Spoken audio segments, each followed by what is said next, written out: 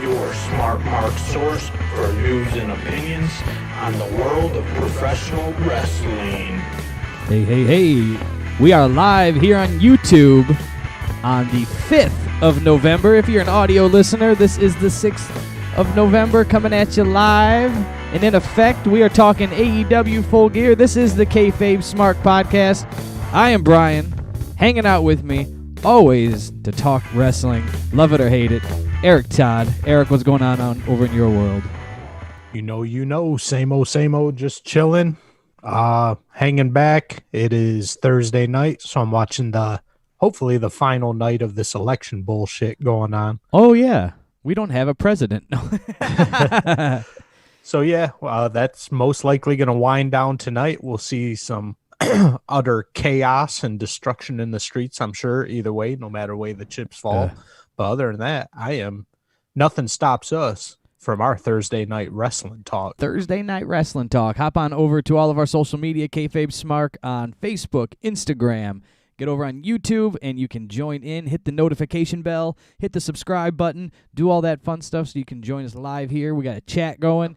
Hang out. Talk some wrestling. And mostly what we're going to be diving into this week is the AEW and the Full Gear and the Go Home show and all of that fun stuff that happened and getting ready to happen. So we're going to tear that apart. But once again, make sure you guys head on over to audibletrial.com/the Kayfabe Smark and get that out. Easy for me to say. And get yourself a free 30-day trial, free audio book. Help us out, help you out, help us out, help you out, all that fun stuff. And then also make sure you go to anchor.fm/Kayfabe Smark. You can leave a voicemail, send an email. You can help support the show. You can join in the conversation. Help, share, like, subscribe, all that fun stuff. iTunes, Spotify, YouTube. Hey, we're here. Share it. Let's talk wrestling.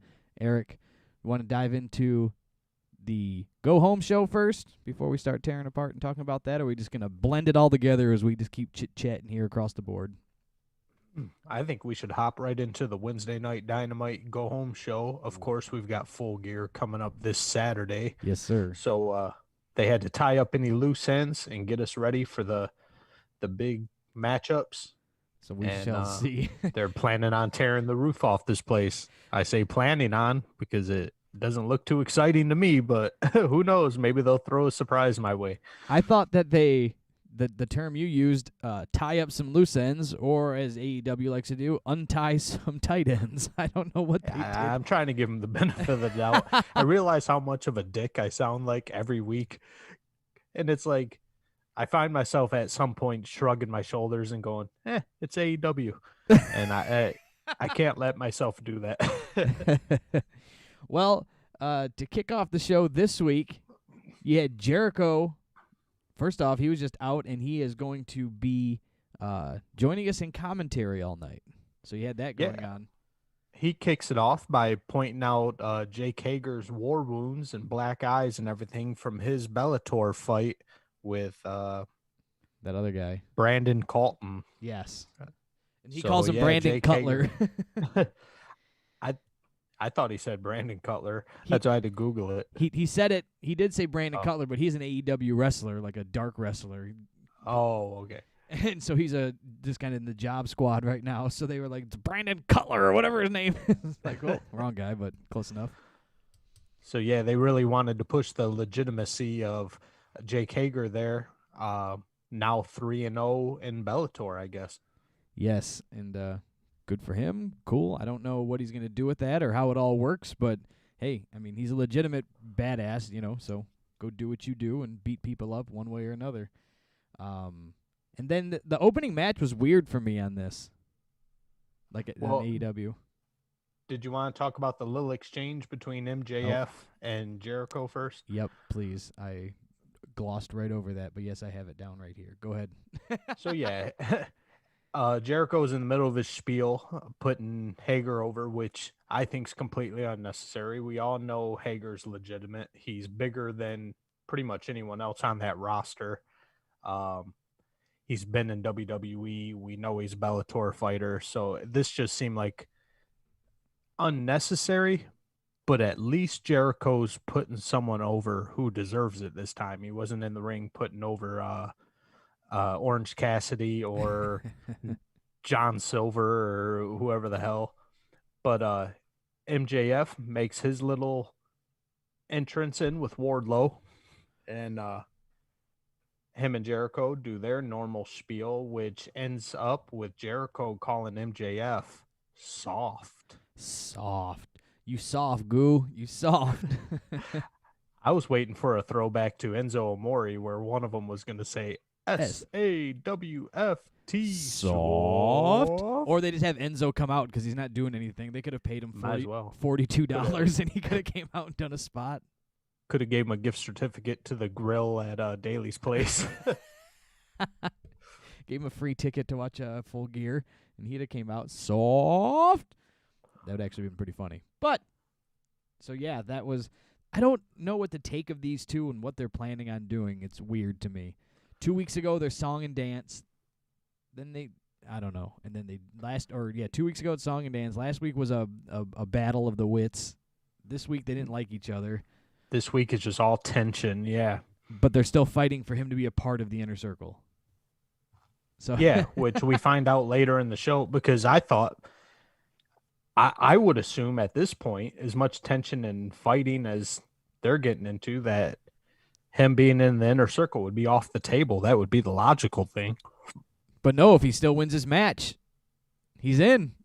Yeah, I guess it'll just be peaches and cream. Everyone will be comfortable. I guess. And then you get... and then that's where it leads us to this first awkward match here of MJF and Wardlow, not so bad, and then taking on the Inner Circle of our representing members, Ortiz and Sammy Guevara, because they're the ones that don't want him in. So they create a tag team. The other guys are okay with it. Hager, he's fine with it. Santana, he's fine with it. Yeah, Sammy and Ortiz, I first wrote Santana because I just associate Ortiz with the crazy ass hair, and it looks like he had it wrangled pretty good this week. He had it pulled back tight. I don't know. The Sammy and Ortiz were just a dandy tag team. It was just a weird story. So it's not a weird tag team that I was like, well, these two don't know what the hell they're doing. It was just a weird story of how this is all supposed to come together for me. No, it was nice. MJF and Sammy Guevara were calling all the spots, which as should be, even though they're both relatively new on the scene. They're not exactly experienced veterans. They're the two in that ring that know what they're doing for the most part, you know. Wardlow is doing his thing. It's nice to see him working his big man style and doing what he does. He's getting pretty good at it, in my opinion. Yeah, I like this match. I mean, for the most part, you know, for what it was. It was just when you first comes out and you hear what's happening and why they're tagged off, and you know, for the Inner Circle, it was a little confusing, or not confusing, but just it was a little off-putting. Like, what is happening? What is the story we're going with here? And then after you could get past that hump of it, you sat back and enjoyed the match. It was a decent tag team match. The tags were good. There was actually tags. At one point, Wardlow drags MJF to the corner and tags him, and then gets in and goes to fight. So that was kind of cool that he did that stuff. There was AEW rules, so there was, you know, minimal counting and things of that nature at certain times. But you know, you gotta close your eyes and look past that. Right, and I guess another confusing aspect to this match is there was a definite line of who was the heel and who was the babyface in this match. But the confusing thing is they're both supposed to be heel teams. Right. You know, so it's like, so if we're having a heel versus heel tag team match, but you're drawing clear defined lines of babyface and heel, it muds up the whole thing. But it was very clear with MJF and Wardlow cutting off the ring and keeping Sammy or Ortiz, whoever they were beating on at that point, keeping them in the corner, pulling dirty tricks, keeping the referee distracted. And I think the last thing you want to do with the Inner Circle is make them look babyface. Yeah, I think you're correct. I mean, 100%. You're going to take away what is supposed to be the heel faction. They're supposed to be the jerks of AEW, you know. Even though they're over, it's that, you know, but they're still supposed to be like, you can look back at the NWO or DX. they were jerks.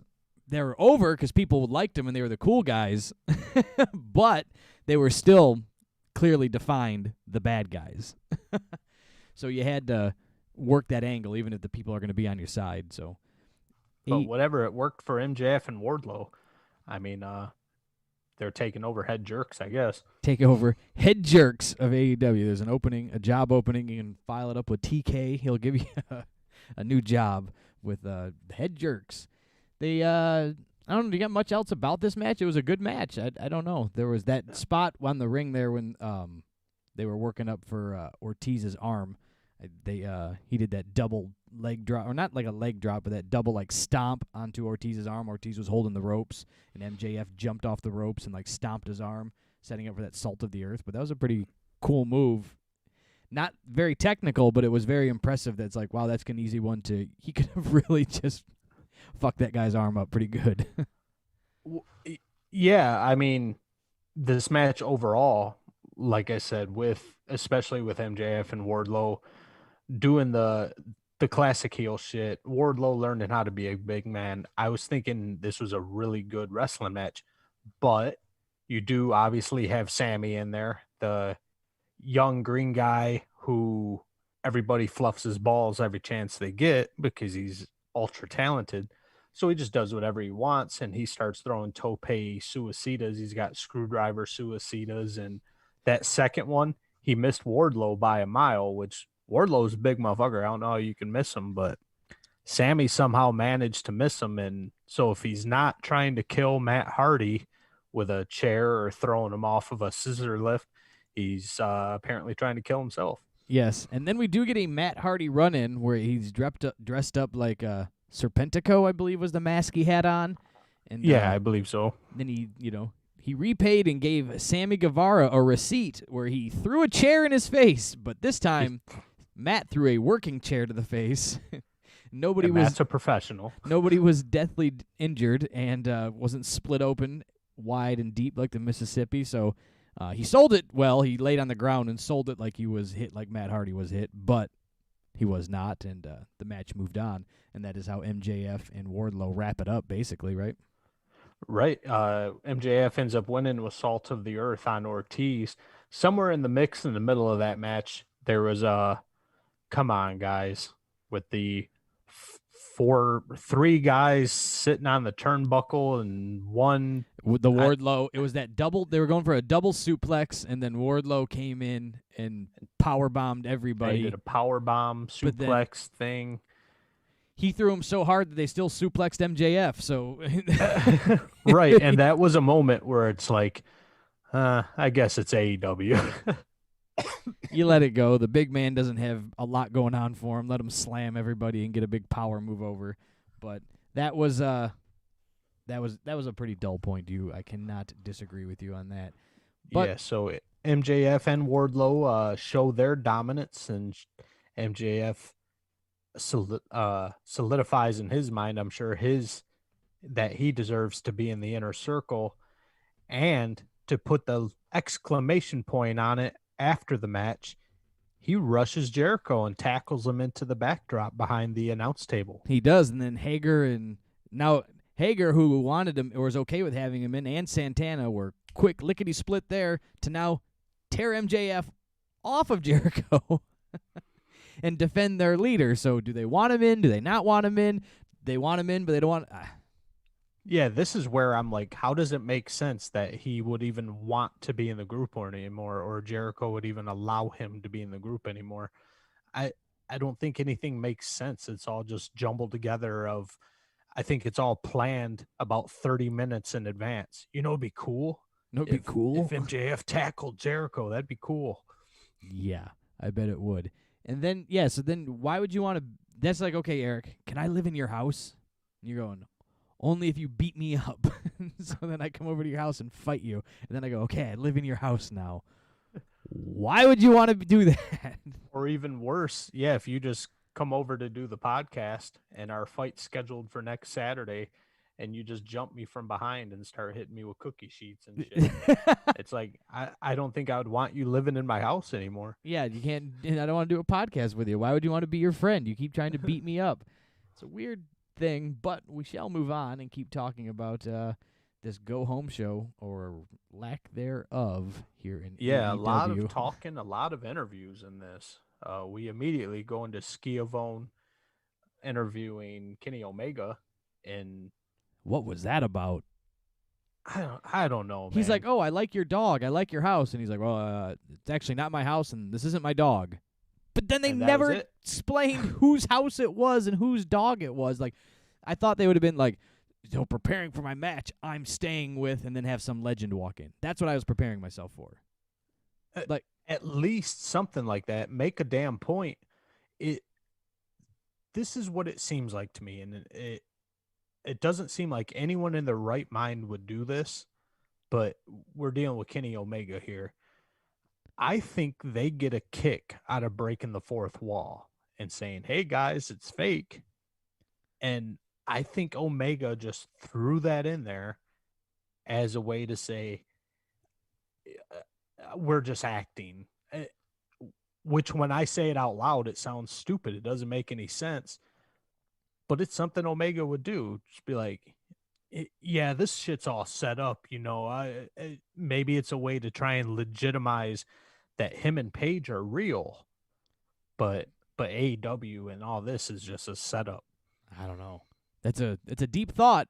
I can't say you're wrong, because the whole segment was strange and weird and awkward. So if at least it's that, it makes sense in some way. But But not being his dog, the dog listened to him pretty well. He's like, "All right, go on, Skipper," or whatever the hell his name was. Tony Schiavone asked whose house they're in then? Well, then whose house am I in? Like, Shivani's just collecting a paycheck, man. old Schiavone, because he probably didn't know Kenny was going to say it. Right. Omega's just, I don't know.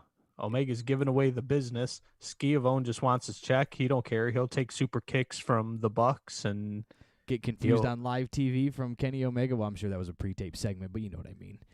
right. That was weird. I didn't get. That's all I can remember from it.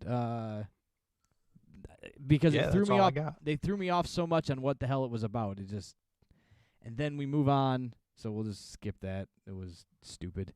Then we skip on to the best man Miro and your boy Kip Sabian. Yeah. Taking on Trent and Chuck Taylor with Orange Cassidy. So I thought this was just Miro versus Trent. oh, that's what it is. I have it all lined up here, but they were all out there. Yeah. Sorry. It was just Miro and Trent. You're correct. I'm sorry. I worded that terribly. It was Miro and Trent in Miro's first singles match, but the whole rigmarole of the gang was floating around. We do get a little backstory between Trent and Miro in this one. Apparently, Miro was Trent's young boy. Oh. I didn't know Miro was in Japan, or I don't know if maybe in the Independence they use Japanese slang. Yeah, I know Japan, they use that big time, so, but I didn't I didn't put that together either, so I don't know the backstory. Didn't dig too deep into that. Yeah, they seem to make a big deal out of it. Trent saying that Miro would drive him around and whatnot. And I don't think it was Excalibur, because he acts like he knows everything. But maybe it was Schiavone who asked Jericho, "What exactly is a young boy?" for the viewers at home. Oh, yes. And Jericho explains that and uses Beretta about 10 times. I thought using Trent's last name that he doesn't want to use anymore, I thought that was a JR exclusive. I wonder why he doesn't want to use that Trent Beretta name anymore. If it's an AEW call, if it's his call, where I don't know. I never understood or figured out where they were at with all that and why he wanted to dip the last name portion of his gimmick.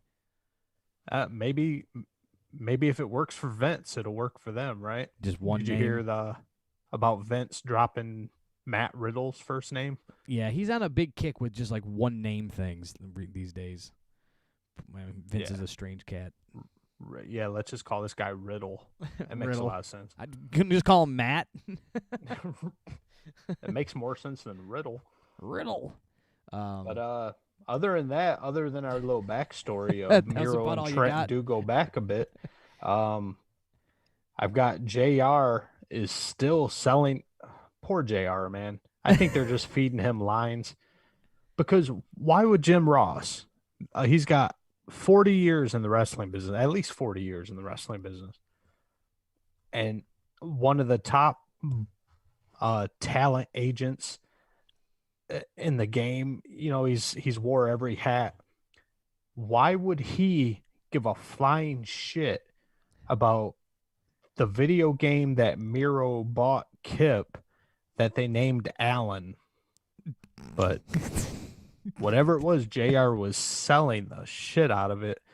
And then they go and they show a clip from the show where Yes, they went through their balsa wood video where it's game not cabinet. plugged in and it just falls apart like it's made out of a paper mache. and yeah, so JR puts that over hard. Obviously, Miro wins.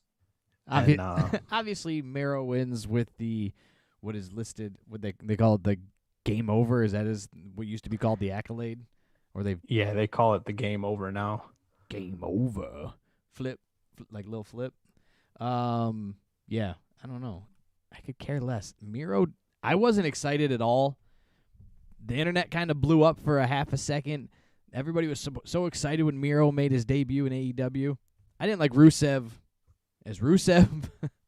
I didn't like him as Miro. I could care less if he wears Gucci pajamas and bleaches his hair like Slim Shady from 1999. It don't matter to me. I don't really care about him, but I don't know. Well, Miro did an interview recently within the past week or so with Inside the Ropes.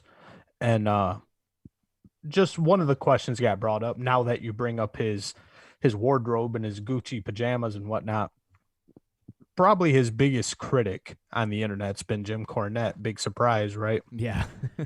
And the interviewer says some people wanted you to come in and destroy everyone. Some weren't happy about silly things like the nickname, the clothes, and being in the wedding angle. Looking back at it, how do you feel? And the artist formerly known as Rusev responded, first line on this, if I could have found a pink Mickey Mouse t-shirt, I probably would have wore that. And that's Cornette's big thing is he pushes him wearing a pink Minnie Mouse t-shirt, which who knows what it is. But Miro goes on to say, I don't care what you think about my clothing. I don't care what you think about my gimmick. I don't care about any of these things because quite honestly, I don't care. I am the best man. You've got to understand that I've been pushed down for way too long. All of a sudden for me to start listening to fans or to not even fans, because those are not fans. Those are just critics, because fans just enjoy what you give them. Critics are completely different. So, well, I'm a critical fan. Right. Miro just goes on, I'm just paraphrasing here, that if he would have came in like he should have and just destroyed everybody because he's a monster, he feels that the fans would have took that as, oh, look, just another former WWE guy coming in here and destroying everybody and taking over, which he's not exactly wrong. He's not wrong. But in the same sense, it would make sense. It would make more sense than Gucci pajamas and video games named Alan. Yeah. Or at least been so mad that he's going to tear apart he's just kind of, there's about 10 different ways you could go with it. He could have just been so mad that he's going to take over the world and he's going to kill people. But he doesn't have to be Rusev. He can still do it in a Miro way or reinvention type way. But nobody's holding me down. I'm going to the top. Nothing but talking about tearing his way through the AEW roster until he can get his hands on and get his rankings up and get his hands on the AEW champion.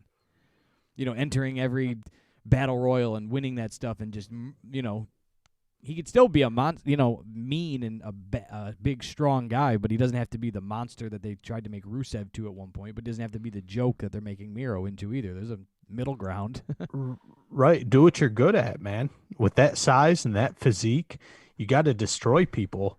It's not like WWE wrote your height and your muscles into the script. You're just genetically phenomenal. Use that shit, man. Yeah. So I agree with that 100%. And then we just guess we can kind of leave it at that. I do just want to wrap up on Miro talking shit to Beretta after this. Oh, all right. Here we go, Brian. All right. When AEW chooses something to focus on, it's never anything good. The things they should focus on, they forget about. I'm not sure if you caught this, but we're dealing with the best friends here, Chucky T and Trent Beretta here. And what was a very recent way to get heat and to fire up Beretta and Chucky T? The minivan, the mom stuff? The mom stuff. So now we're going back to the mom well, and Miro is talking shit to Beretta, and here I am paraphrasing again. You have no manners. It's not your fault. It's because of your mama. She didn't teach you. And Beretta goes apeshit and gets mad. Nobody talks about my mom. What?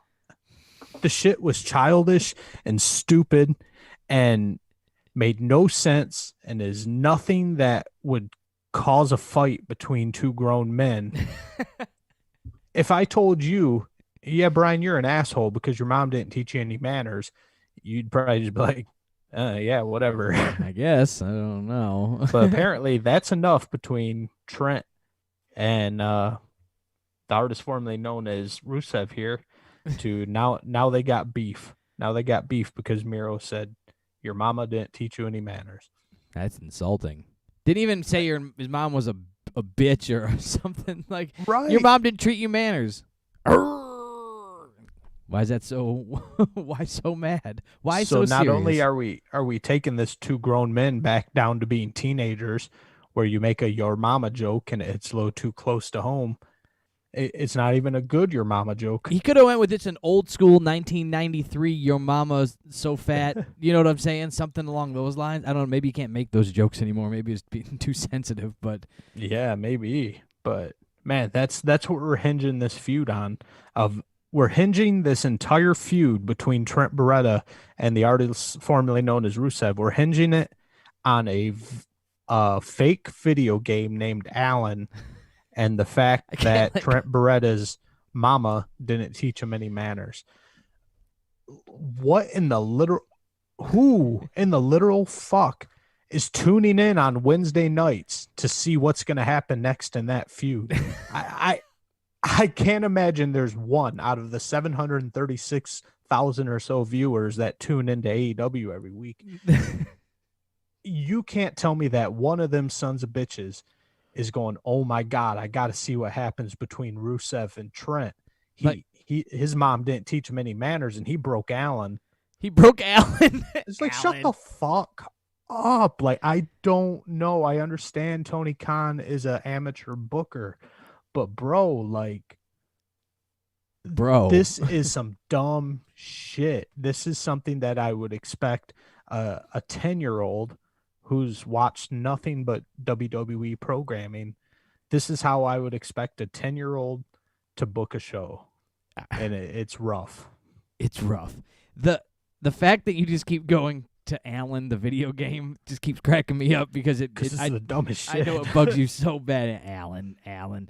But imagine, I always like to take wrestling and put it into real life situations. All right, so I'll give you two scenarios you can go with and see how you would react. So on the radio today, who listens to the radio? What is this, 2002?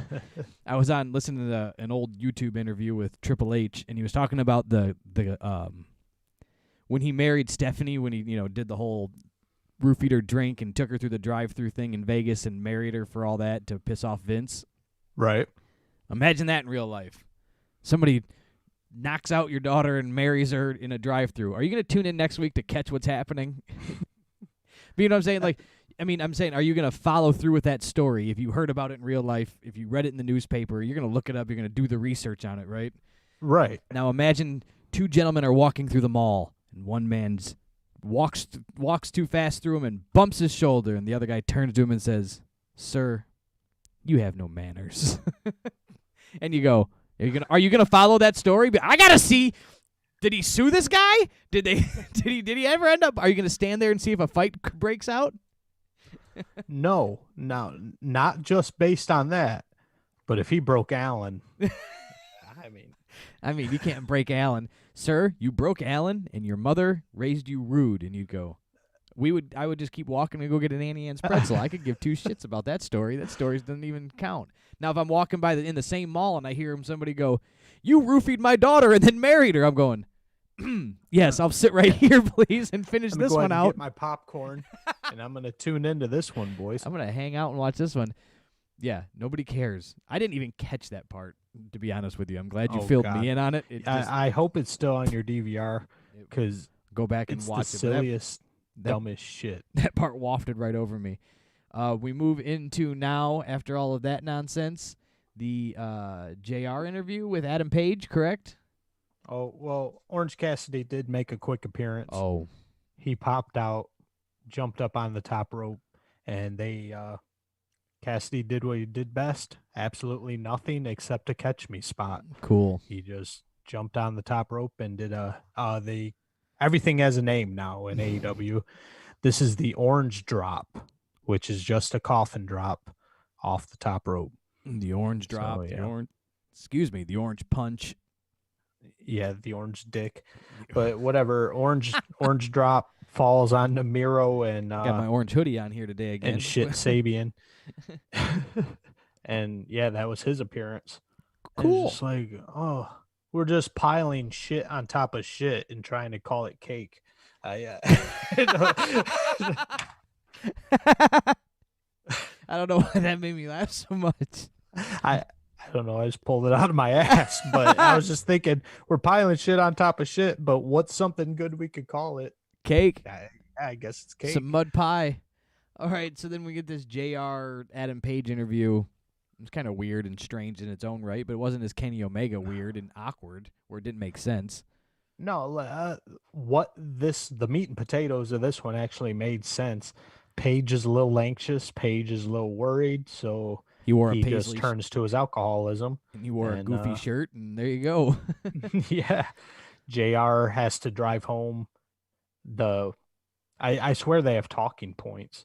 And Tony Khan's like, you got to make sure you tell him to stop drinking or slow down at least 36 times. That way we know Adam Page is an alcoholic. Yeah. The other part that was the way that he was sitting in his chair was all strange. Like he's like kind of like sideways. Maybe that's just more portraying the anxiousness of the situation. But it was just different. It wasn't bad. The Kenny Omega one was hated it. Thumbs down. Was dumb. This Hangman one was. Kenny Omega can't talk anyway. He's not a talker. He's a performer. He's a performance artist. So yeah, that was shit. But yeah, if I had to choose the better of the two interviews, I'm gonna give this one to JR and Adam Page. Adam Page looks like you can. He looks like he smells like Brute cologne. Like I can smell the cologne, like some 1980s stuff when my dad was getting ready to go out for the evening or something. Him and my mom were going out to have dinner, and they got dressed up and ready to go. You can just smell I can just look at him. He just looks like he just like fresh out of the shower and covered in Brute cologne or some nonsense, some Stetson. I don't know. Just the way that he looks. It's funny you mentioned the two colognes that grandma buys you when you're 8 years old or 10 years old, and it's like, oh, little Brian wants to be a man now. Get his Brute and Stetson. He needs some cologne. Every man wears Brute, and it's fuck out of here, grandma. You better get me some Jovan Musk or some Jupe. Some Jupe. Where are we going on to next in this rigmarole of nonsense that AEW put on for us? Personally, we'll just leave it at this right now. Last week's AEW show, which we thought, because we weren't paying close enough attention, thought was the go-home show, should have been the go-home show. But we'll leave that alone. This go-home show didn't do shit for shit to build up this pay-per-view. No, it piled shit on top of shit. So, but yeah, okay, we'll go over the pay-per-view in a minute. I'll digress for a moment. Okay, where are we at here? Is this the Taz thing we got going on? No, this is the Young Bucks FTR package. Okay. This is right before Taz. What happened? So, we just get a little retrospect, if you will, of what's been going on between the Young Bucks and FTR. And again, nothing is at stake in this feud. I think at this point, nobody is debating who's the best tag team in the world and dwindling it down to these two teams. I don't think anyone cares anymore. Think it's made to be bigger than it feels or bigger than it ever was. Well, maybe it was, I don't know how long it's been since FTR's been in AEW. It feels like 10 years. But that's when it was hot. I think this shit should have been done a while ago or kept them away from each other, but they've interacted so much. Well, yeah. And they've muddied the water so much on who we're supposed to like and who we're supposed to hate. Now we have a pseudo heel team with the Bucks who are naturally baby faces, but want to be heels, for when it makes no sense because we already have top heels. I don't think this match means what AEW wants it to mean. Agreed. I think that they shouldn't have had them. Pardon me as I scratch my back here. I had a little itch and couldn't reach it. Had to use a pair of scissors that I had on my desk. We shall digress and move on. They shouldn't have had them in those 8-man tag team matches. They've already fought. They've been in cahoots. They've wrestled. They've locked arms. They've done finishing moves, spike pile drivers, and they've caught super kicks. Well, I guess that's where I bring it back to where it feels like FTR's been in this company 10 years because they've had an entire career of feuds with Young Bucks already. They've already been tag team partners with them. They've already been against them. They've already talked shit against them. They've already done a heel turn babyface thing. They've already did everything except have a straight up tag team match. And I don't care anymore. They should have had. We've already seen them fight. They should have kept them as far away from each other as possible. They should have had the Young Bucks wanting to get a hold of them. Right. Chasing them down. Challenge them to this match, have them back out. Challenge them to an 8-man tag, have them not show up. Why would we show up? To say yes, but then not show up. Or to show up and then sit in like lawn chairs at the top of the thing and drink beer out of their cooler. And never, ever cross paths. Like these teams should have never have locked. No, there should have been no collar and elbow tie-ups. There shouldn't have been any super kicks. There should have been no pile drivers. So that's where you could have done this a pretty cool way. Or the Bucks. Or have the Bucks do, or have FTR keep challenging them. You want to prove? Come prove to us. But have the Bucks keep yapping. We're the best. We're the best. We're the best. And the Bucks and say FTR still has the titles, right? And the Bucks are still yapping. We're the best. We're the best. But FTR has the titles. And FTR's going, then get in the ring. And the Bucks just don't show up. Why would we show up? We're the best. Exactly. You got to make people want it.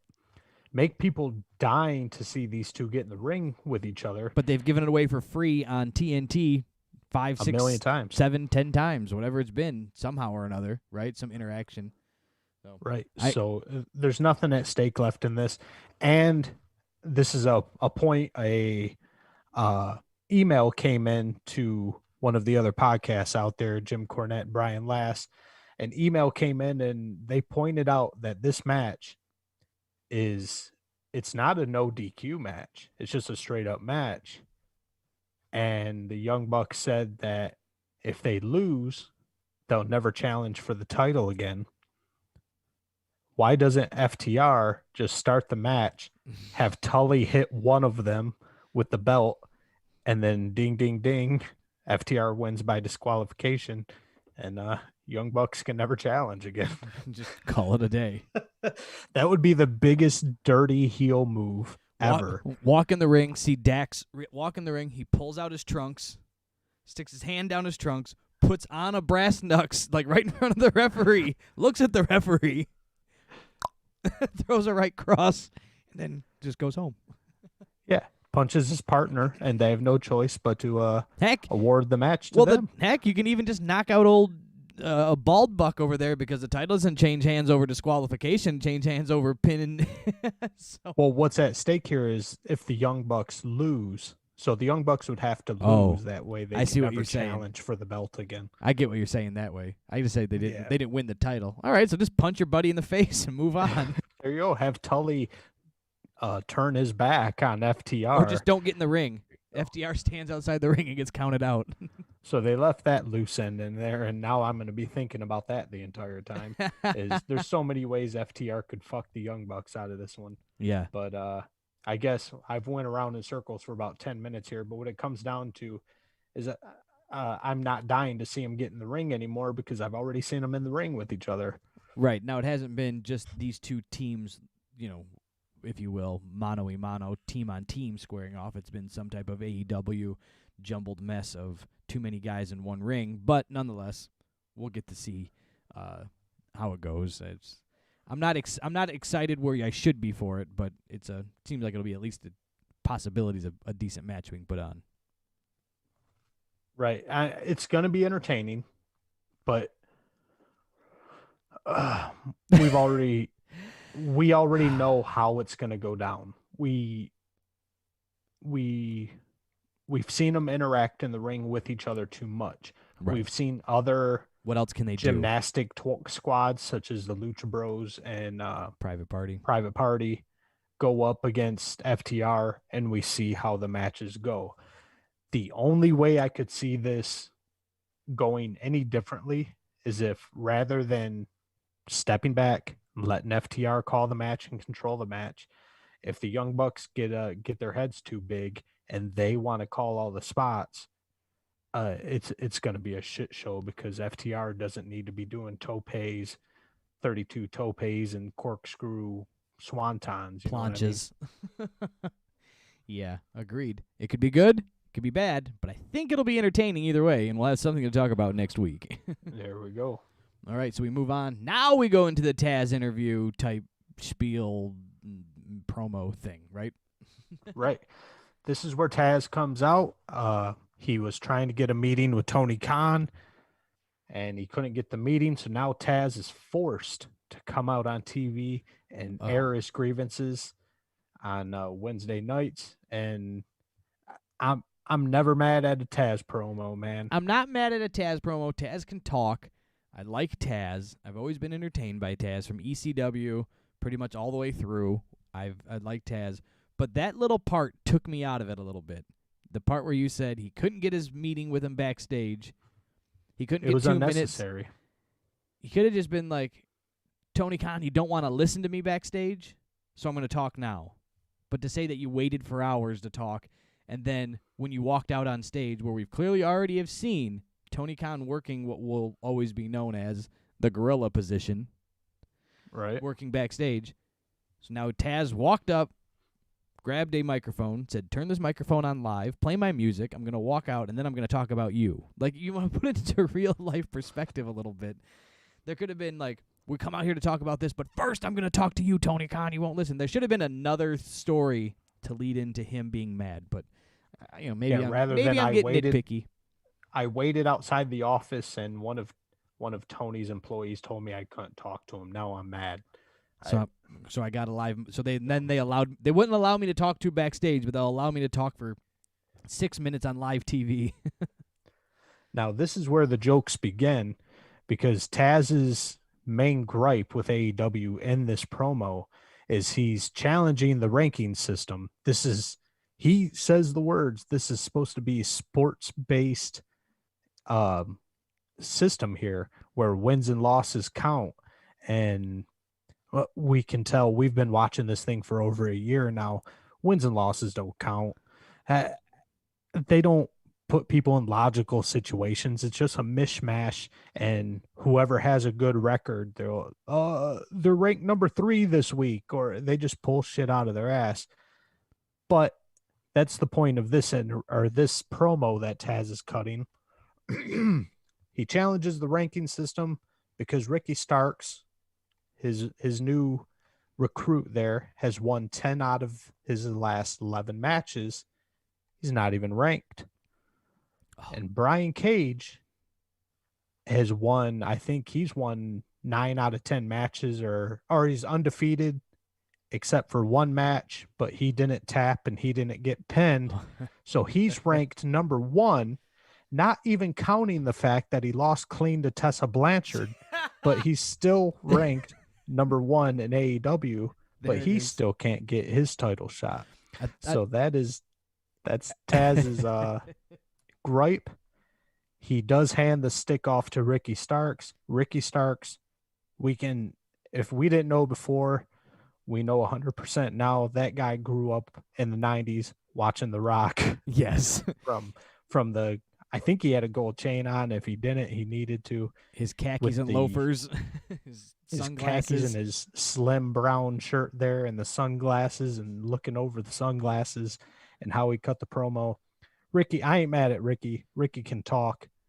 Brian Starks, on the other hand. Brian Starks. Or Brian Cage, on the other hand. Got 3 words in, and Ricky it's like, Cage. I am tough, or some bullshit I like am that. tough. And that was the end of that. Did you have anything to say on that promo? I didn't. Again, Ricky Starks, great talker. I thought you were going to get me with Brian Cage has won 9 out of his last 10 matches because he's lost clean to Tessa Blanchard. I thought you were going to stick it to me there. But I knew it was coming. I just didn't know when and where it was coming. Anyways, Taz, the other thing that I didn't like about this thing is where it started out, of course, first thing Taz says, Will Hobbs. We're getting sick and tired of waiting, Will Hobbs. We haven't seen Will Hobbs on TV in like 3 weeks. He offered him to join Team Taz. He said no. Darby Allin rescued him, saved him. It's been a rap ever since on that, but Taz keeps bringing it up. I'm getting sick of waiting, Will Hobbs. Why hasn't Will Hobbs cut a promo back? Why hasn't they taken to social media and had Will Hobbs tweet about it, and they could have done a little report thing on it? You know what I'm saying? Will Hobbs said just still barking about something that people forgot about. Yeah, this is this is another gripe I have is, well, I guess you just said you haven't heard shit from Will Hobbs anywhere. You pay more attention than I do. I assumed, since we haven't seen Will Hobbs on TV, that he's been on AEW Dark. I'm sure he has, but that's where my gripe comes in. AEW assumes just because we tune in on Wednesday nights that we watch all their shit. I don't happen to watch Being the Elite. I know you catch it when you can, but I don't watch. I've never caught an episode of Dark. So they will tie storylines together between Dark and Dynamite. And I'm sorry to say, I'm an actual fan, and I only turn in on Wednesdays. How are casual wrestling fans who are just looking for a wrestling show to watch, how are they supposed to have any idea what's going on in this pile of just mumble bumble bullshit? I think that I think it's fine that they do carry the stories over to Dark, which is I think it's perfectly fine. What they need to do is use their flagship show to go, if you didn't see Dark this week, you need to go back and watch it. But here's a clip from what happened with Will Hobbs and why he says he's not joining Team Taz. Bing. Now I've seen it. Now I'll go, oh, they got a YouTube show? Maybe it's in my memory now. If I'm a casual watcher, maybe I'm watching it. I know it exists. Personally, I haven't found by not watching it that I've missed so much of a storyline that I'm out of the loop. You know, it's not like I feel like it was like back in the day with WWF. You could miss Shotgun Saturday Night. You would know what's going on Raw. Yeah, I was thinking while I was talking, I was thinking, how did I keep up with storylines in WWE back in the day? Because they ran them between Sunday Night Heat, Monday Night Raw, et cetera, et cetera. They filled in those gaps for you. Here's what happened last week on Sunday Night Heat. And then you're going, oh, shit. Something happened on Sunday Night Heat. Maybe I should watch this show. And don't tell me, AEW, that you don't have time to fill in the gaps here. Because, motherfucker, I watched Ring of Honor last week. Ring of Honor is 60 minutes. And they had a main event of Jay Lethal versus Finley's kid, David Finley. Yeah. The whole show is 60 minutes long, and 35 minutes of it was recaps. So don't tell me you can't fit 10 minutes or 15 minutes of recaps into a 2-hour show. Doesn't David Finley look like Jake? Oh yeah, our buddy Jake, Yeah, our good friend friend Jake. of the show. Yeah, good friend of the show, Jake. Looks like David Finley. I swear to God, I thought it was the same guy. I didn't know Jake was a pro wrestler. Yes. So that type of stuff, they just need to tighten that up. I think if they tighten that up, it'd be fine. If they showed me what happened, just a little quick snippets and changes over, instead of having an awkward interview with Kenny Omega at a house that's not his with a dog that he doesn't know whose it is. Make me want to watch Dark. Put that interview on Dark. They're going to have Kenny Omega's interview on Dark. Maybe you go, well, what the hell are they going to say about this pay-per-view on Dark? Maybe I should go watch it. I don't, you know what I'm saying? Use it to reel me in, people. Reel me in. So we move on, and we'll keep talking here. Matt Hardy and Private Party, right? Yeah, Party Hardy. Private Party being escorted to the ring by Matt Hardy, right, versus the Young Bucks here. Was this supposed to be a surprise? Because we just kept hearing Young Bucks in action. No, they said they were taking on Private Party. Oh, did they? And then Matt Hardy comes out, and then Sammy Guevara gives a run in and attacks him before they go to commercial break. So you got that happening. But Sammy, yes, Sammy's a dick. Sammy's a dick. What do you want? That's about it. You throw a chair at somebody's head, you got to expect you're going to catch a receipt later on in the show. Right, so Sammy attacks Hardy, and then move on to the match of Private Party and the Young Bucks kicking off. And this was this anything other than what you fully expected, Brian? No, it was exactly. This thing. I think they had more notes written. I've got 3 pages of notes here on this show. I guarantee you there is more than 3 pages typed out of, we're going to do this spot into this spot. You're going to stand in this spot while we do this spot. And the whole thing was just one long spot. I didn't see any. You know what makes a match feel real is a little bit of improvisation. Easy for you to say? Easy for me to say. Improv, whatever the long form is. Improv. A little, whose line is it anyway, thrown in. Yes. It gives it a more real feel. This thing was scripted from top to bottom. It was just cartwheels and jack-offs and suicidas and backdrops. And it was just, you sit back in your chair and you just watch the clowns perform. I didn't hate it that much, but it was not, it didn't set me off from like match of the year. Whoa, I can't believe they did X. It was the Bucks put on the Bucks show, and I'm not mad at them for that. I'm always a Young Bucks fan. You can see him pointing off right up here. I got some Pops figures, but it was like Hogan back in the day. You knew a Hogan match. You knew the Hogan show you were going to get. It was what it was. You kind of knew what you were going to get, Macho Man style. But I get what you're saying, a little improv, a little change, a little shake-up, a little something different. But you didn't get much of that. Right. It was just the same thing. And the 2 things I took away from this match was, one, what I just kind of touched on. So my theory on the Bucks, there was a team that was just like the Bucks back in TNA, back in, I think it was 08, 09. I used to watch TNA right around the time, right just before Hogan came in. Right. And there was a team that was basically the Young Bucks called Motor City Machine Guns. And to me, I actually, probably back on episode 1 or something, I mentioned, when the Young Bucks were in TNA, I was mistaken. I was actually talking about the Motor City Machine Guns. Once I saw them a couple times, it was just like, that's cool. I think the Young Bucks had good timing and they got the right exposure, and people didn't see them all the time. They saw them in Japan, or they saw them here, they saw them there. So when you saw a Young Bucks match, it was a specialty. A treat. It wasn't quite lucha, but it definitely wasn't Arn Anderson putting on a match, and Tully Blanchard. Or overproduced WWE. or cartoony WWE. It was a specialty. It was something crazy. It was, look at these high flyers. These guys are fucking crazy. But you only saw them once in a while. We are seeing these cocksuckers do the same routine. Their 9 or so high spots. We're seeing them just mix those up a little bit, and they're putting on the same show every week.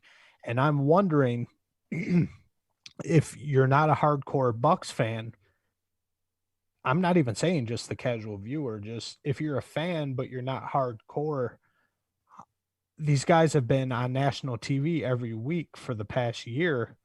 How long until the luster wears off, the shine wears off, and people are just kind of shrugging their shoulders, and the Young Bucks are just another team on TNT?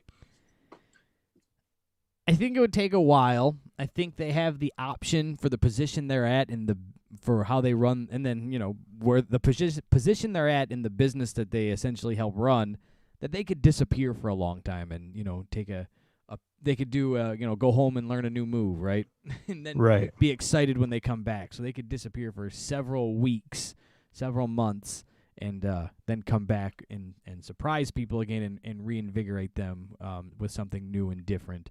But I do agree with you that, for several years ago when I first discovered the Bucks, it was, how do I catch a Young Bucks match? Oh, they're fighting in the New Japan, and whatever this, or they're on ROH. They've been working an angle over there, or you can catch the highlights from the Pro Wrestling Guerrilla that they did out in California. There's the YouTube things. Did you see these spots? Did you see this stuff? It was something that was raw and different, and then again, now you're being served it every week. It's got to change up slightly. I do agree with you there, but you also don't want to not dance with the girl who brought you to the dance. So there's a balance that they have to figure out, and I'm glad that I don't have to figure it out. I can like it or complain about it. It doesn't change my life. And then the other thing I took from this match was it was kind of thrown in our face when Isaiah Cassidy took that flat back bump onto the stage, and you heard it, and that's just another emphasis on the Darby Allin shit. These kids are in their 20s, mid to late 20s. In some cases, like Sammy Guevara and MJF, they're in their early 20s. When they're doing shit like this every week, and we know there is no wrestling school active. They're not practicing unless they're on some indie shows like the Glizzy Gobbler, They're not working and practicing. They're just going out once a week and they're taking these absolute retarded bumps. These guys aren't going to have long careers. They're not going to have a Jericho career where you can wrestle at 50 or a Gold Dust career where you can wrestle at 51. These guys are going to be in wheelchairs by the time they're in their mid-30s and broke. I do agree with you there. There are some unnecessary chances being taken for minimal reward. Now, I get when you're on the indie scene, it's just as dumb, but you're trying to make a highlight reel. You're trying to get noticed. Nobody's, you're going to want to be on that highlight reel of what happened in this wrestling indie match where it goes bananas and goes around, right? You can take that Joey Janela bump off the roof where he went through all the light bulbs and into the back of a truck, and people went, holy shit, Joey Janela's crazy. And then he kind of blew up through the internet. Same thing with the old dick flip guy. He went bananas with his old dick flip move. But since you're on TV now, you made it to the dance, you made it to the show. You can save that. You can save some big drops and some big bumps for a pay-per-view. You can save it for a rarity, a good build-up to a Wednesday night show, a go-home show or something, but it doesn't need to be every single week. Because it works against you in two different ways. And the way that you just emphasized, it's not special. Yes. I saw not Orange. I hate that they're both Cassidys. I saw Isaiah Cassidy take that bump off the top rope onto the stage flat back. He probably hurt himself. I'm not saying he's injured, but it that shit hurt. But when I saw it, I was just kind of like, oof. But it wasn't anything special because we're seeing guys do that shit every single week. So there's no reward for it. You're not getting people who are, the clip on YouTube isn't going to go viral because they know they can just turn on TNT next week. And next week you'll see the other Cassidy take a flat back bump onto a pile of road spikes, or you'll see Darby Allin get hit by a car. I agree with you. I it's agree with just you. It was nothing special. And then the other thing is, obviously, you're going to get Dynamite kidded before your 40th birthday. the same thing, I believe, was the inevitable, rise and fall of ECW in a sense, where it was people wanted more, but it died before they killed themselves. So Right. everybody still wants it now because you didn't get enough of it. It went away. Pulled a Kurt Cobain and went away before they sold out to Target. Yeah, now it's nostalgia almost. Yeah. But yeah, look at Sandman. Sandman and Jericho got to be around the same age. Oof, Sandman be looking rough. We saw him 2 years ago at the Gathering. That was bad. Let's look him up real quick. Sandman wrestler. And yeah, he's at the point where he can't even put on a match at all. He gets in there and swings a kendo stick, drinks a beer, and checks his Facebook Yeah. on his cell phone. And 57. 57. Got a okay, so few yeah, years, he's but all right. still. Never mind. He wrestles like a 57-year-old. But I think Terry Funk could do more at the tender old age of, God, he's got to be 73. Yeah, You 102. got the Google machine open, I guess. Let's go ahead. Let's see here, people. Who are we talking about? Terry Funk? Yeah, I'm Terry guessing 73. Funk Wiki. According to But I think Terry Funk could put on a better match than Sandman these days. let me see. Terry Funk age.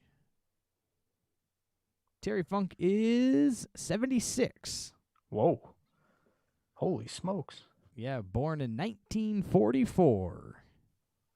Oh, man, he was a World War II baby, huh? Yeah. WW2. His parents were celebrating the end of the World War and the end of the Depression. Well, we can dive back in. We'll come back home. We'll bring it back around. The winners of your Young Bucks private party match were, no surprise, the Young Bucks with their Young BTE Bucks. trigger. And then we get an FTR run-in. Yes, FTR comes in and jumped the Bucks. And Buck Hogan, he's going out of his element here. He's doing some selling. Some selling. He's selling that ankle. He's been selling that ankle pretty good where you kind of go, maybe it is hurt, maybe it's not. I mean, I don't believe it is, but you know what I'm saying. Well, yeah. Sells then it in you the see him match. doing a flip over the top rope and landing on his feet. But then And he's like, oh, shit, I better sell this. but then stands in the corner with his leg up like it hurts. I knew I could feel run-in. Obviously, it was taking a little long when I forget which FTR member was up on the ropes there, but when they had his ankle in the chair, there was a lot of trash talk happening. And I'm going, somebody's got to come save this and kind of shut this down because they can't do it again. That'll be dumb. You can't do the ankle spot again. Right. And who comes out to save his old former buddies is Adam Page. Adam Page comes in and stops his ankle from getting broken. And right behind Adam Page, who comes out, Brian? Kenny Omega comes And out. now we have the Elite and the Ring all together. Back together. The band getting back together? But then you have terrible AEW producing where you have FTR yelling at the Young Bucks yelling at FTR, and then you have shots of Adam Page and Kenny Omega talking, but not loud enough where you can hear anything. Nobody gets a microphone. They're just all yelling or talking softly in the ring to each other. And you don't really know what's happening when you're watching TV. Maybe live, it's sold differently, but on TV, this went over like a pile of shit. I'm going to have to agree with you on that one. Somebody could have It said, was give just me awkward. And The Bucks could have Weird. said, give me the mic, and they could have been like, FTR, Saturday. They didn't do that. Like, that's classic wrestling. Like, sell the next match to the people that are supposed to be buying it. Literally not wrestling, literally sell me the match. So I go buy it. They didn't grab the stick and say, FTR, you're not getting out of our hands this time. There's nothing. We're going to tear you apart. Saturday night. You know, the old school NWA promo. Whatever, dude. And then same thing with Kenny Omega and Adam Page. They're staring at each other and they're just whispering.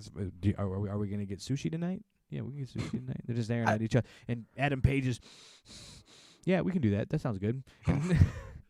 Who knows what they're talking about? They didn't say, Adam Page, you come out here and you want to get in the ring. These are my friends. You betrayed your friends. They didn't cut a promo. Nothing happened is what happened. They stared at each other, and then they went to a commercial. And it was dumb. And then to contrast that big pile of nothingness, next we get Eddie Kingston and John Moxley's face-to-face. Oh, how can you put those two segments back to back? One made the other one look like a real pile of shit. Right. You put an absolute masterpiece like this Eddie Kingston and John Moxley face-off. You put that right after. Now, the only thing that I didn't like about this Eddie Kingston-John Moxley thing was either I missed it, so I can take partial blame, or AEW didn't fill me in properly, and I'm going to lean that way, that there was a stipulation in this promo that they couldn't touch each other. This was just a face-to-face, and it was going to muck up the works for the match. Eddie Kingston couldn't touch John Moxley. It was informed to me in the middle of it. That's what I was going to say. I didn't know where this stipulation originated. It was just thrown at us in the middle. So we'll just say it's AEW Dark. It happened. It must have been. But I got to start watching Dark. We were kind of left in the dark there, no pun intended, when for a couple minutes at least, where you can tell Eddie Kingston's mad, but he's not doing anything. This would be the perfect time to throw Mox in an ankle lock again.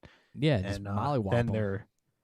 Tony Khan's probably in Gorilla going, oh shit, we better tell him why he can't hit him. Yeah, let's tell him now. So, nonetheless, you let that go. These guys were Moxley's good. His match style bugs me recently. Again, more of the same. No rules apply in the old John Moxley world, but he can always talk. He can entertain. And same thing with Eddie Kingston. Eddie was talking. Eddie can sell, so he was selling that he was so mad when he wouldn't turn around and look at Moxley. He kept turning his back to him. That was good stuff. I enjoyed that. That was really good stuff. It drew me in and made me, continue to be drawn into this promo. And they sold me for Saturday. Oh yeah, that sold me on Saturday. And that was another mama spot. Mox went in and I sat with your mama. I broke bread with your mother. I told her that I would protect you. Don't talk about my mama. Don't you say my mom's name. At least it was like don't say my mom's name. It wasn't like super mama, like your mama's raised you rude. Yeah, this was more like, no, this shit's between me and you. Don't bring my mama into this. Don't bring my mama into this. And Kingston did drive that home with, this shit is real. This shit is real. And it looked like he left the ring before the promo was supposed to be over. I like Kingston. He's so I don't know if it's his character or if he's doing really well with a character or if it's him or all of the above. But his fact that he hates being on TV comes across. Where he's like, I don't care about this show. He screams at Moxley last night. I don't care about this show. Do it. Do it. You want to hit me? Hit me. Take me out. And then he just storms off. Like he's just mad. It's like. And then, yeah, you could tell Moxley hesitated a little bit before he finished saying what he was saying at the end. Because I'm pretty sure Kingston was probably supposed to still be in the ring at that point. But you know what? We take it back to somebody arguing at the mall. Are you going to stop and kind of slow walk past that argument? Yeah, I'm invested in that one. That's what I'm saying. I didn't flip the channel. I didn't zone out. Your mama didn't teach you any manners. Your mama, I didn't care about that. Your mama did not teach you manners. And then Eric, we get to finally figure out where about Pac. Who gives a shit? Do we? I must have missed it. They were teasing it. It was funny. I was just getting ready to bring it up last week, and it was like, where's this Pac guy been? But then they did this little video promo on Pac, and he's shown watching Kingston recruiting Pentagon and Phoenix. Pac says the funny thing about isolation is that you have no one to play with, and calls himself a casualty of this rotten world. Pac says that he has been lost and abandoned before, but he's still getting stronger, faster, and obsessed. He sees everything. So it gets his little promo, little video package. He's not gone. I don't know if he got stuck overseas due to travel things, but nonetheless, don't forget about him. He's coming back, I guess. Does anybody care? I don't. I didn't like him. I like Pac, but His ears bug me. I don't miss him. I didn't know he was gone at this point. Exactly. And then another weird story gets to be interlaced here. Alex Marvez, Eric, your buddy, backstage, brings out the Natural Nightmares, Butcher and Blade. Allie comes up and tells QT Marshall, thanks for all the gifts, and throws his credit card at him and says it's been maxed out. Yeah. So that's why she left. Now she's the bunny again because he didn't have a credit card. That's what we're supposed to hinge this transition on. They decided she looked better in leather and wanted to put her back with her actual husband. And the way to cause the split between her and QT is to just have them run out of money. That's a cool story, bro. But the shit was written by a 10-year-old. I think Tony Khan is too busy with his football club in the UK and the Jacksonville Jaguars. And I think he just I don't know if I should lets his pet chihuahua write this. I don't know if I should blame Tony Khan for allowing it. I don't know if I should blame Tony Khan for writing it. I don't know which one is his fault. Is he not there producing it, or is he there producing this? Do you get what I'm saying? I don't know which way it goes. It is kind of left up in the air because Jim Cornette and Tony Khan had a meeting. This is, I think, pre-All In. This is around the time Jericho announced that AEW was going to become a thing. Tony Khan brought Cornette in and offered him a job as maybe a consultant or maybe even on-air talent, something like that. Well, Cornette was giving him tips, and Cornette basically wanted to help write the show, or at least be in somewhat of an authority position to help them out. And Tony Khan straight up said, nobody is booking this show except for me, or nobody is booking my promotion except for me. Oh. And that's when Cornette swore off AEW. He said he wouldn't take a consulting job if they paid him, blah, blah, blah, blah, blah. So, all right, well, that answers that question. That pretty much solidifies Tony Khan as the only booker, but we also know from interviews, to touch on that Miro interview I quoted earlier, these guys are allowed to write their own shit. But Tony Khan just says, sure, go for it. So where's the fault fall? Do you want to give your guys creative freedom? That way, you're the good guy and you're not the WWE where you restrain everybody to your scripts. Or do you want to be a head booker where you take charge and you say yes or no? That kind of leaves it. You can't be half pregnant. Right. You can't be happy. You got to be one or the other. Well, with that note, we move on. And Nyla Rose taking on, with Vicky Guerrero, taking on this Red Velvet character who, to me, I thought was Brandy Rhodes, and then turns out she was out there as as her manager or valet tonight. So made sense that Red Velvet looked like Brandy Rhodes because yeah, I thought it was going to be a tag team match. I did institute my 2 testicle rule that if there's only 2 testicles in the ring for a match, that I have to fast forward it.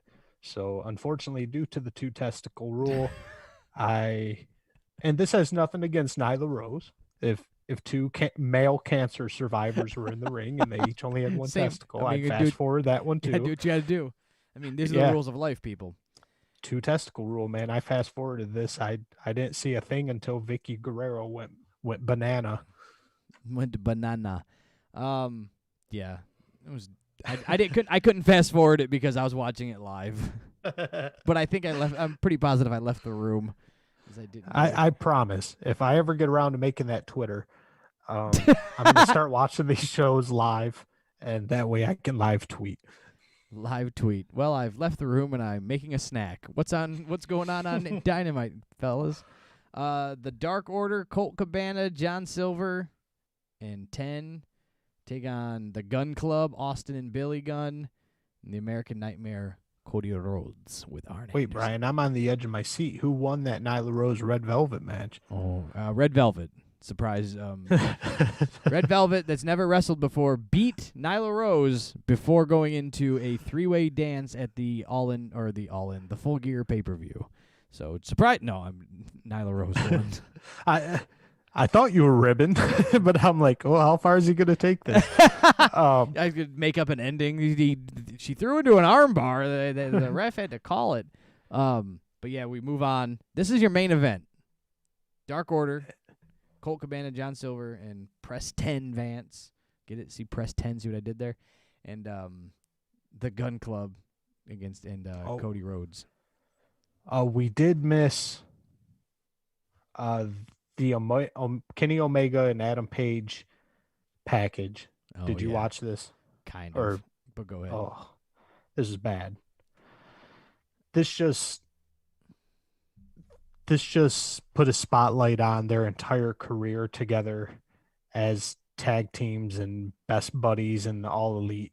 And they put Cinderella's song, "You Don't Know What You've Got Till It's Gone," behind the thing. And I don't know what they're going for. With AEW, normally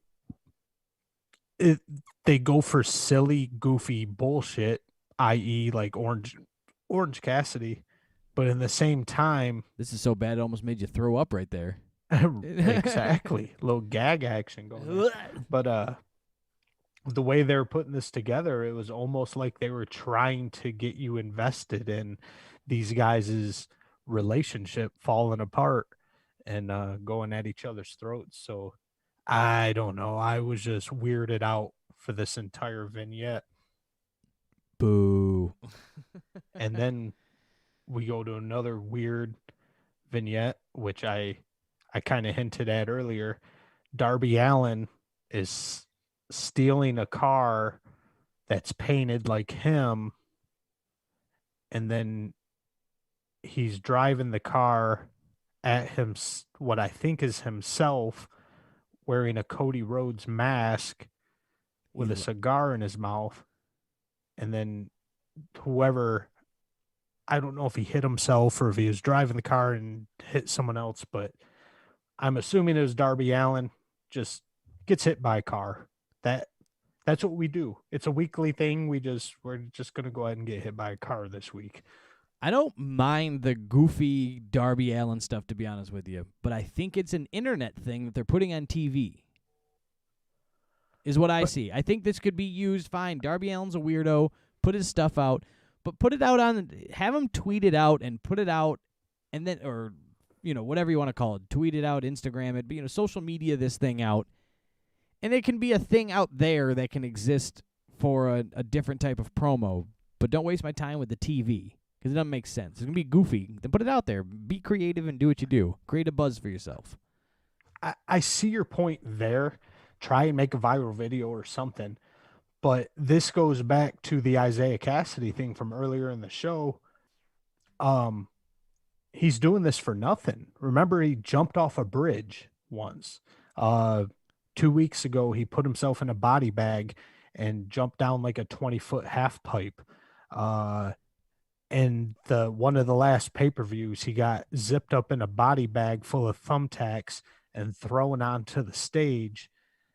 At least that was for a pay-per-view. Now he's getting hit by a car.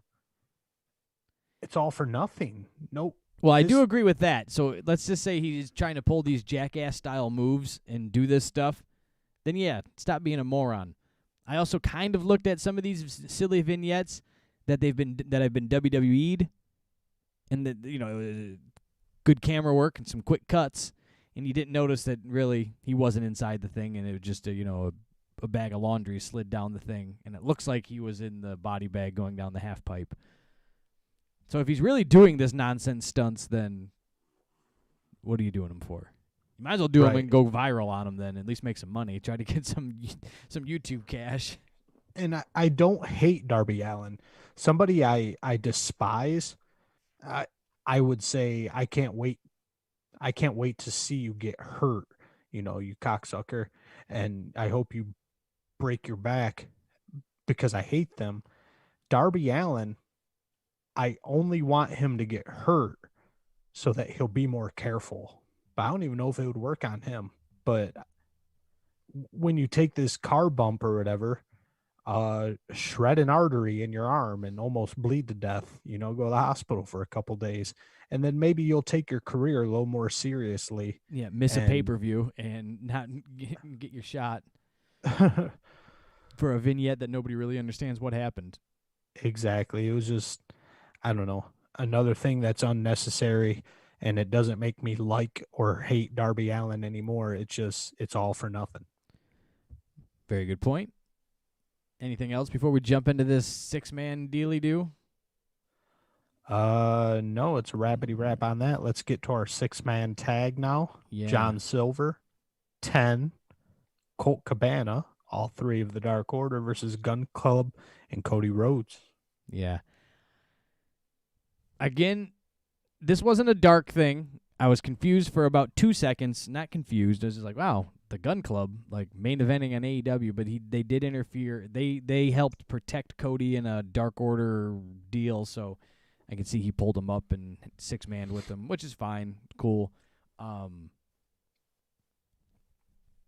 It was a 6-man tag match for a main event on a go-home show, pushing a pay-per-view in 2 days. That were 3 days, whatever you want to call it. It was decent. I like Billy Gunn. I like Cody. I like Colt Cabana. You know what I'm saying? Like, I'm learning about this Austin Gunn, his son here. So, but I don't know. What was the payoff? What was the point? Where are we going with this? Right? Basically, I'm with you on that. I always like seeing Billy Gunn. In WWE, he was just a normal sized guy at 6'5", 270. But seeing him in an AEW ring, he's an absolute beast. Never really saw how big he was back in the day. And we never really get to see Billy Gunn in action anymore. So he's an attraction now. Right. And when he's in the ring, I want to watch the match.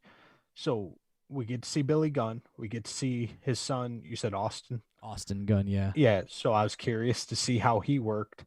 And I've always been a somewhat fan of Colt Cabana since his JCW days, and obviously I like Cody Rhodes. So the match, I get it. Like, it's a good match. It's a match you want to watch. But what the hell? Why is it a main event on the go-home show right before a big pay-per-view when are the Gun Club even involved in the pay-per-view? Well, so this is where we'll start our transition over to talk about the Full Gear pay-per-view. So on the pay-per-view, you do not have the Gun Club listed. So why are they in the main event before the... You have John Silver's on the card. All right. Colt Cabana's not. Then what the hell is he doing on the main event of the go-home show? Cody Rhodes is.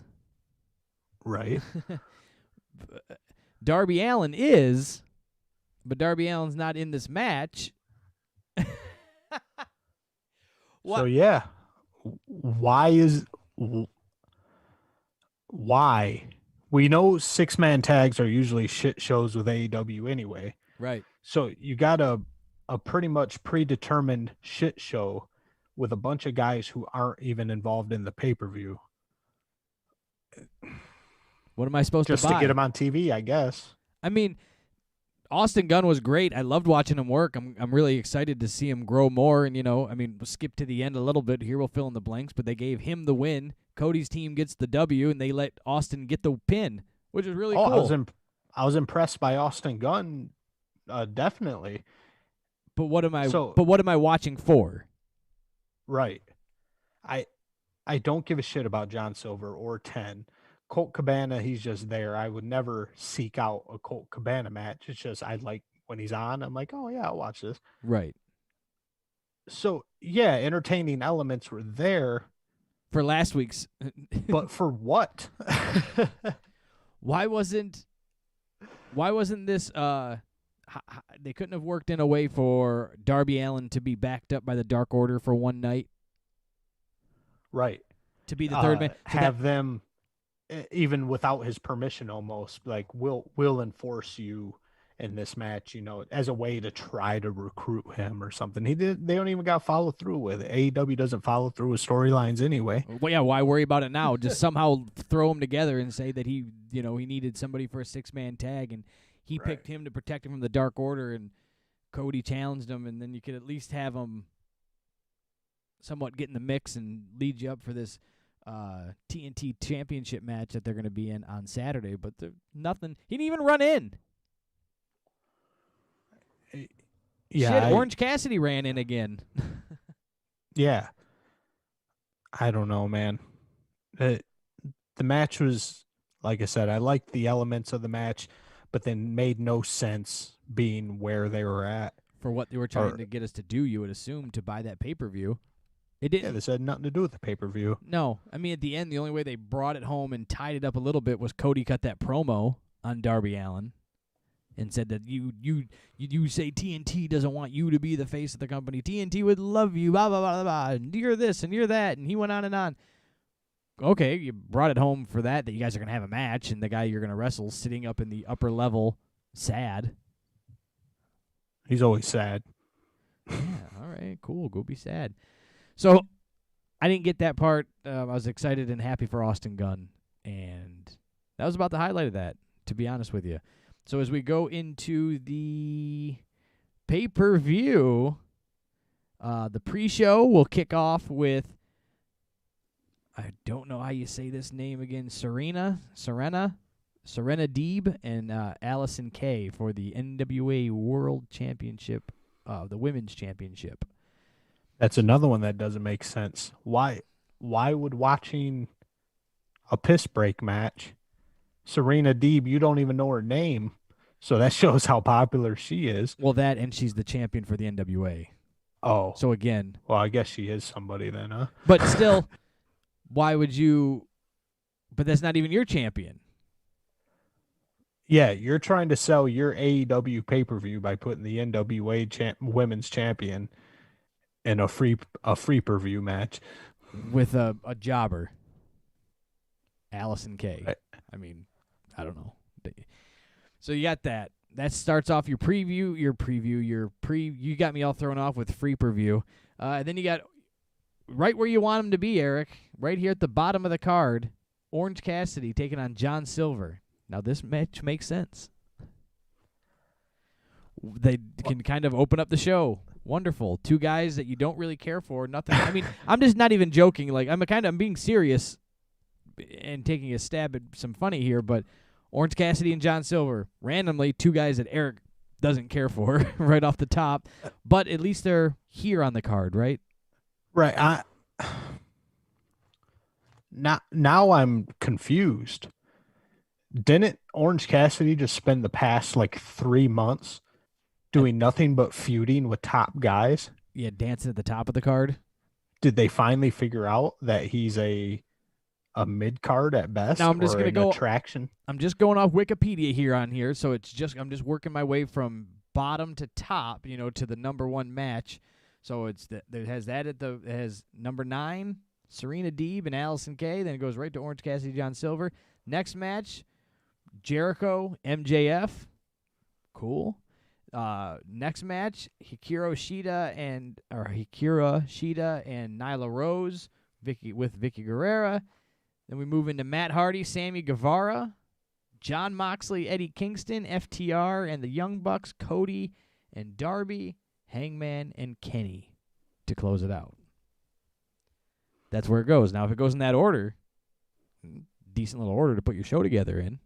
Yeah, I can dig that. You go kind of free preview, Orange Cassidy, then you go right into Jericho and MJF pretty early in it.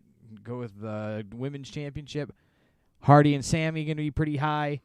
Moxley and Eddie can be pretty high. FTR and Young Bucks are supposed to be a high. You know what I'm saying? Cody and Darby, you kind of just always building after you take that little drop.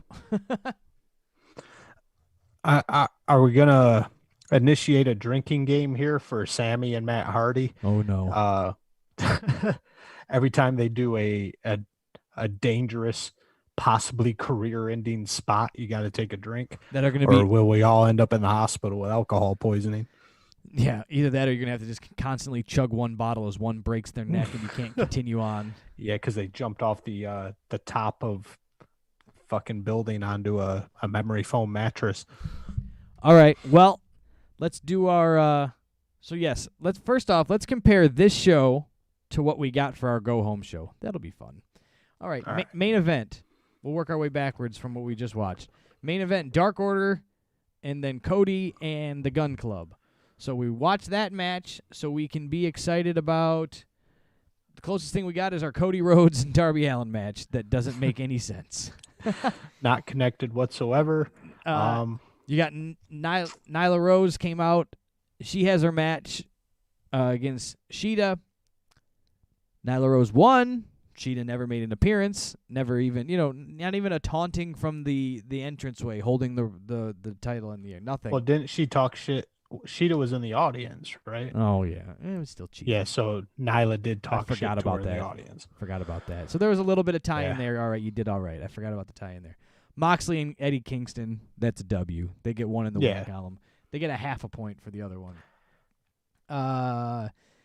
Your Young Bucks, the Young Bucks are going to wrestle, and then FTR did do a run-in, leading you. They could have done a little better on the sell on post-match we talked about. Private Party, not on the list. So you got that. Taz, Brian Cage, and what's his name there? Starks. Not on the card. What was the point of that promo then? You're gonna sell me on something on a show that I'm gonna see 2 weeks from now? So unless they're leading us in to be a run-in, that they're gonna be involved and interfere because they're not on the card that they should be. Now that could be good if they do it right. They could put them in somewhere and mess something up. Hey, you gonna put me in? Miro and the Best Friends. Miro's nowhere to be seen on this card. The Best Friends nowhere to be seen on this card. What are we doing here, Tony Khan? MJF and the MJF Wardlow at full gear. So that makes sense. And then the Inner Circle, the whole thing there. So there was a lot of yes, no's, and there's a few yeses and more no's of tying a show together of interference and kind of loosely tying guys, placing people together and selling that last minute. I'll see you Saturday night. This is the least organized company for having 32 executive vice presidents. This is a very unorganized company, man. It's like Hurricane Katrina. So that was you just stick guys on random shows, random pay-per-views. You get someone hot by putting them on the show before a pay-per-view, having them hype up promos, then they're not on the pay-per-view.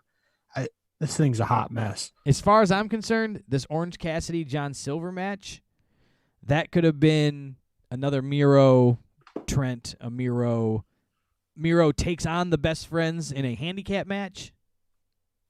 Like something. Yeah. I mean, they love gimmick matches, and that would put Miro over as a monster. At least it could have made sense with that match happening on the show there. All right, well, that is AEW. That is the pay-per-view. But before we get out of here, let's just run. Hold on 1 second. No mention of the Glizzy Gobbler. Nope. Or Luchasaurus. Nope. Or Jungle Bunny. Jungle Boy. So Or speak. What the hell is up with Jungle Boy? Jungle Boy was hot shit 2 weeks ago. Butcher, Blade, and Bunny. Nowhere to be seen. Yeah, and they're hyping up shit on them. Don't tell me you have too much talent in this godforsaken fucking promotion here. So I don't. Jungle Boy is one of your hottest commodities, and just nowhere to be seen. Nope. This is dumb. I understand that the Glizzy Gobbler's not on there. Everyone hates him anyway, and he just did that bullshit at that indie show thing, that Gay Pride indie show, and you don't want a guy who sucks dildos on TV. So I understand Marco Stunt not being on there. But man, people love Jungle Boy. I love Jungle Boy, and I hate everything. So that is the randomness that was AEW's go-home show and what is going to be their Full Gear pay-per-view. We will be on here next week talking about what happened at Full Gear. We're going to have our buddy Michael, AEW News 1 _ from Instagram. He's going to come on and hang out and talk about this because I know he's going to watch every second of it. That's why we're going to get him on. He'll be our yin to our yang here. I'll be in the middle. Eric will hate it. Michael will love it. We'll talk about it later. I'll be the mediator of the two. Let's run down starting at the top or the bottom of the card, top of the card, however you want to word it here. But we'll go Hangman Adam Page, Kenny Omega. Who do you think's winning, Eric? 3, 2, 1. Hangman. Omega. You say Omega? Yeah. I say Hangman. All right. Cody Rhodes, Darby Allin. I say 3, Cody. 2, 1. I'm going Hangman. You're going Hangman's not in this match, you dumb shit. Wait, Hangman and Kenny. Oh, Kenny. Oh, my God. You said Kenny in that I'm sorry. I was still on the Kenny and I was still thinking about Kenny and Hangman. Oh, so you switched. So now you're saying Hangman. Yeah. Kenny's too much of a bitch, man. He'll job for anybody. Now back to the Cody Rhodes Darby Allin. Now Kenny now Hangman's not in this one. Is the boss or Sasha Banks in this one? I say Cody Rhodes. I'm going with Cody on this one too. So we're agreeing on 2. We'll split here somewhere. FTR and the Bucks.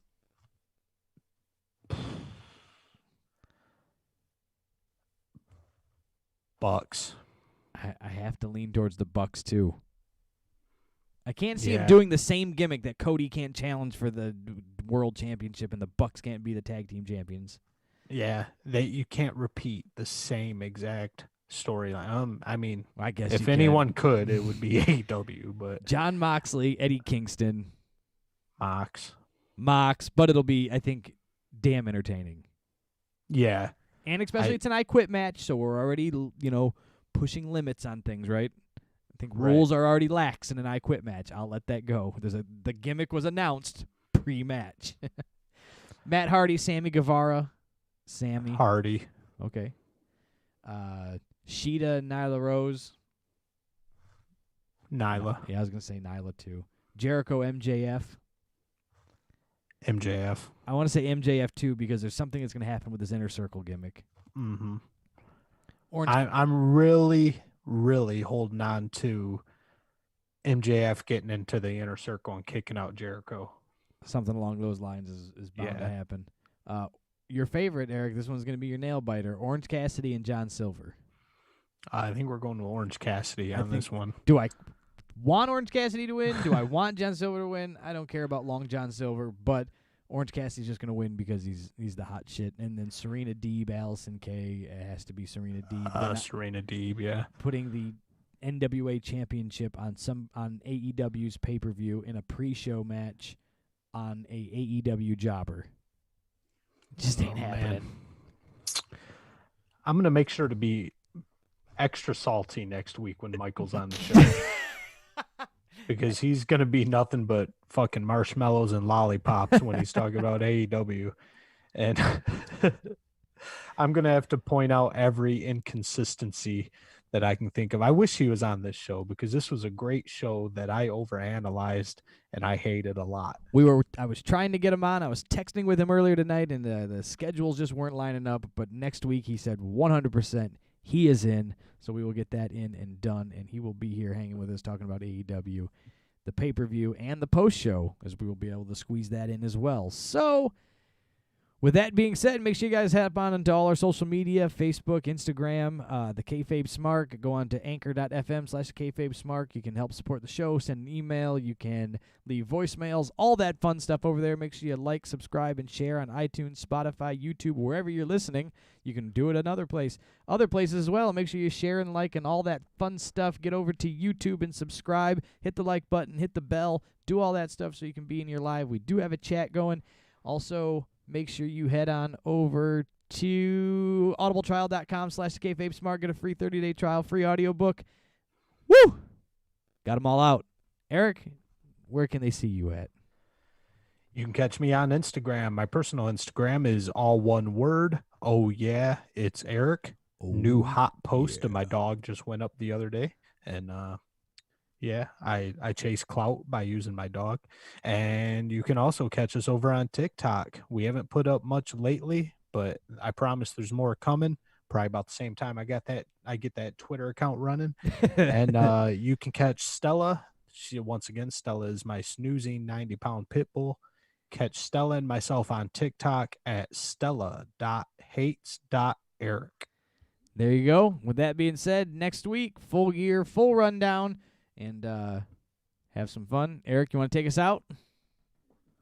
Hooty hoo, we out the gates.